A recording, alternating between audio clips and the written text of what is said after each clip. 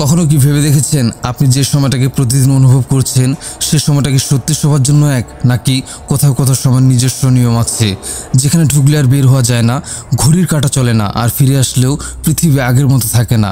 জানতে হলে পুরো ঘটনাটা শুনতে হবে, কারণ এটা এমন এক ঘটনা যেটা কেউ বিশ্বাস করতে চায় না, এবং আমি নিশ্চিত যে আপনি ওই ঘটনাটা বিশ্বাস করতে চাইবেন না। তাহলে শুরু করা যাক। এই ঘটনাটা ঘটেছিল এক এমন স্থানে যার নাম আজও কেউ উচ্চারণ করে না, শুধু শোনা যায় সেটি একসময় ছিল একটি পুরনো রেল স্টেশন। এখন সেটা মানচিত্র থেকে মুছে গেছে। ঘটনাটা প্রায় 10 বছর আগের। এক কলেজ পড়ুয়া ছেলেটির নামটা আজও রহস্যে ঢাকা। রাতে ট্রেনে বাড়ি ফিরছিল। শেষ স্টেশন পেরিয়ে যাওয়ার পর সে হঠাৎ লক্ষ্য করলো ট্রেনটা অচেনা একটা প্ল্যাটফর্মে থেমেছে। আশেপাশে কোনো শব্দ নেই, আলো নিভে গেছে, আর স্টেশনটা পুরো অদ্ভুত নির্জন।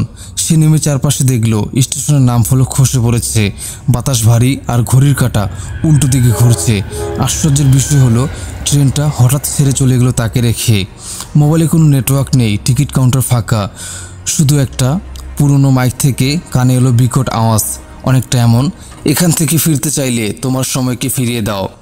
সে আতঙ্কে দৌড় শুরু করলো, কিন্তু যতই দৌড়ায় প্ল্যাটফর্মটা বারবার সে একই জায়গায় ফিরে আসছে, যেন এক গোলকধাঁধা। মাঝরাত গড়িয়ে গেল, সকাল হলো, কিন্তু সেই স্টেশনে কোনো আলো ঢুকলো না। কেবল দূরে ট্রাকের ওপারে সে দেখলো নিজের মতো একজন দেখতে বসে আছে ট্রেনের টিকিট হাতে। তার ঠোঁট নড়ছে, কিন্তু শব্দ আসছে না। পরদিন সকালে গ্রামবাসীরা সেই স্টেশনের ধারের রেল লাইনে তার ব্যাগ, মোবাইল আর জুতা খুঁজে পায়, কিন্তু ছেলেটির কোনো চিহ্ন নেই। তারপর থেকে সেই কলেজ ছাত্রের নিখোঁজ হওয়ার খবরটা চাপা পড়ে গিয়েছিল। পরিবার অভিযোগ করেছিলেন, পুলিশ খুঁজেছিল, কিন্তু কোনো প্রমাণ পাওয়া যায়নি। তবে আশ্চর্যের বিষয়, সেই ঘটনার কয়েক মাস পর এলাকার এক বৃদ্ধ রেলকর্মী সামনে এলেন। তিনি বললেন ওটা কোনো সাধারণ স্টেশন নয়, ওটা এক অভিশপ্ত সময়ের ফাঁদ। প্রায় 50 বছর আগে সেই জায়গায় একটি পুরনো রেল লাইন চালু হয়েছিল। উদ্বোধনের দিন বড় দুর্ঘটনা ঘটে। একটা পুরনো ট্রেন অতিরিক্ত যাত্রী নিয়ে এক সেতুর উপর লাইনচ্যুত হয়। পুরো কামরা নদীতে ডুবে যায়, প্রায় 43 জন মানুষ মারা যায়। কিন্তু সেই মৃত্যুর পর থেকেই মানুষ বলতে লাগলো তাদের আত্মা শান্তি পায়নি। রেললাইন বন্ধ হয়ে যায়, স্টেশন অচল হয়ে পড়ে, কিন্তু সময়ে সময়ে মাঝরাতে কিছু যাত্রী হারিয়ে যেত। তাদের শেষ অবস্থান সবসময় সেই একই পুরনো স্টেশন। এক সন্ধ্যায় 3 জন অনুসন্ধানকারী, একজন সাংবাদিক, একজন ফটোগ্রাফার আর সেই বৃদ্ধ রেলকর্মী ঠিক করলেন সত্যতা খুঁজে বের করবেন। তারা ক্যামেরা, রেকর্ডার আর নেভিগেশন ডিভাইস নিয়ে মাঝরাতে ট্রেনে চললেন। ঠিক রাত 2টার দিকে ট্রেন হঠাৎ থেমে গেল। আশেপাশে কুয়াশা, অদ্ভুত শীতলতা। ট্রেনটা হুবহু আগের বর্ণনার মতোই নিঃশব্দ, বাতি নিভে আছে, আর ঘড়ির কাঁটা উল্টো ঘুরছে। মাইকে সেই একই বিকট আওয়াজ, তোমাদের সময় দেনা শোধ করো। ফটোগ্রাফার ছবি তুলতে শুরু করলেন। হঠাৎ ক্যামেরায় ফুটে উঠল এক ট্রেন, কিন্তু সেটা আধা পচা, মরিচা ধরা, আর জানালার ওপাশে নিথর চোখওয়ালা মানুষ। তারা সবাই সেই 43 জন মৃত যাত্রী। সাংবাদিক ভয় পেয়ে দৌড় শুরু করলেন। বৃদ্ধ রেলকর্মী চিৎকার করলেন, পেছনে তাকিও না, সময় যদি ডাক দেয় আর যদি ফিরে তাকাও তুমি তার অংশ হয়ে যাবে। কিন্তু ফটোগ্রাফার ভুল করলেন, তিনি পেছনে তাকালেন। পরদিন সকালে শুধু সাংবাদিক আর বৃদ্ধ ফিরে এলেন। ক্যামেরা ঠিকই ছিল, কিন্তু তাতে শেষ ছবিটা ছিল ফটোগ্রাফারের নিজের মুখ, চোখ ফাঁকা আর ঘাড় উল্টো দিকে ঘোরানো। সে রাতের পর আর কোনো অনুসন্ধান দল সেই পথে যায়নি। গ্রামের মানুষ আজও বলে, যদি রাত 2টার পর হঠাৎ আপনার ট্রেন অচেনা কোনো প্ল্যাটফর্মে থেমে যায়, কখনো নামবেন না, কারণ সেটি নাকি শুধু একটি পরিত্যক্ত স্টেশন নয়, বরং সময়ের অভিশপ্ত দরজা, যেখানে ঢুকলে ফিরে আসতে হলে কাউকে আপনার জায়গায় রেখে আসতে হবে। তো এই ছিল ঘটনাটা শুনে আপনার মনে কী প্রশ্ন ঘুরপাক খাচ্ছে অবশ্যই কমেন্ট করে জানিয়ে দিন। আজকের ঘটনাটা যে লিখে পাঠিয়েছে সে চায় না নাম পরিচয় প্রকাশ করতে, এবং সেই ঘটনাকে সত্যি বলে দাবি করেছে। ঘটনাটা পরে আমিও একটু অবাক হয়ে গিয়েছিলাম। তাহলে ঘটনাটা শুরু করা যাক। যেভাবে লিখে পাঠিয়েছে আমি সেভাবে পড়ে শোনাচ্ছি।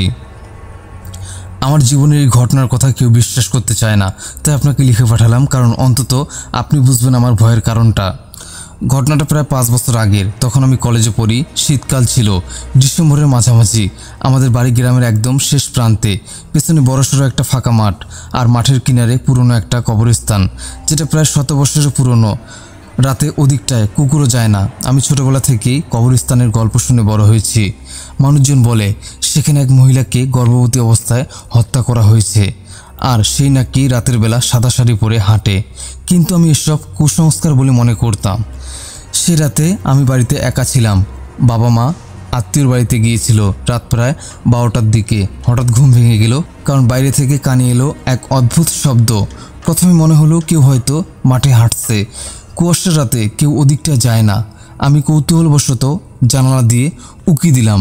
দূরে কবরস্থানের দিক থেকে একটা সাদা অবয়ব ধীরে ধীরে এগিয়ে আসছে, কিন্তু সমস্যা হলো সে মাটিতে পা রাখছে না, ভেসে আসছে।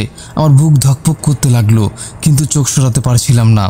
কুয়াশার ফাঁক দিয়ে দেখতে পেলাম তার চুলগুলো ভিজে মুখ ঢেকে রেখেছে আর পেটটা অস্বাভাবিকভাবে ফুলে গেছে। সে একসময় আমার উঠোনের কিনারে এসে থামলো, মাথা ধীরে ধীরে তুললো, আর তখনই আমি তার মুখ দেখতে পেলাম। চোখ নেই, কেবল গভীর কালো গর্ত, ঠোঁট ছেঁড়া, দাঁতগুলো লম্বা হয়ে বেরিয়ে আছে, আর শ্বাস নিতে নিতে কর্কশ গলায় বলে উঠল, আমার সন্তানকে কি কেউ দেখেছ?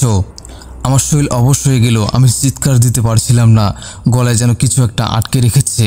তারপর হঠাৎ সে মুখ খুলে কান ফাটানো চিৎকার করলো, আর মুহূর্তের মধ্যে জানালার কাছে চলে এলো। আমি পেছনে সরে পড়লাম, কিন্তু দেখলাম জানালার কাছে তার কালো হাতের ছাপ পড়ে গেছে, ঢুকতে চাইছে। আমার চোখের সামনে হঠাৎ সব অন্ধকার হয়ে গেল। জ্ঞান ফেরার পর দেখি মেঝেতে আমি পড়ে আছি। সকাল হয়ে গেছে। সবচেয়ে ভয়ের ব্যাপার হলো জানালার কাছে তখনও কালো হাতের দাগ ছিল, যা মুছতে গিয়েও উঠছিল না। সেই ঘটনার পর থেকে আমি আর কখনো মাঝরাতে একা ঘুমাতে পারি না। এই ছিল আমার জীবনের সাথে ঘটে যাওয়া সত্য ভৌতিক ঘটনা। আমি তারপর যাকেই বলেছি এই বিষয়টা, কিন্তু কেউ বিশ্বাস করতে চায় না। তাই আপনাকে বললাম, এখন আপনি বিশ্বাস করবেন কিনা তা আপনার উপর ছেড়ে দিলাম।